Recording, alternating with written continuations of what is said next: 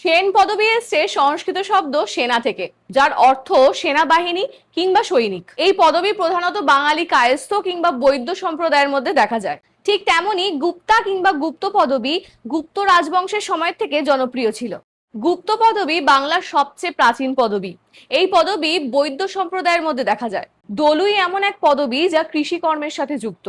অনেক আগে যারা জমি মাপার কাজ করত বা জমির হিসেব রাখতো তাদেরকে বলা হতো দলুই কিংবা দোলাই। পরে আস্তে আস্তে এই টাইটেলটাই হয়ে যায় পদবী। সাহা পদবী এসছে একটি সংস্কৃত শব্দ থেকে, যার অর্থ ধনী ব্যবসায়ী। তাই বলা যেতে পারে যে এই পরিবারের মানুষেরা অনেক আগে নানান রকম ব্যবসার সাথে জড়িত ছিল।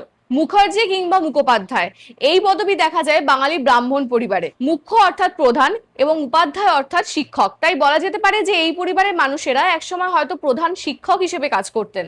যারা সারনেম নিয়ে আগের ভিডিওটা দেখোনি তারা অবশ্যই গিয়ে দেখে নিও, আর যাদের সারনেম এর মধ্যে ছিল না তারা অবশ্যই আমাকে কমেন্ট বক্সে জানিও।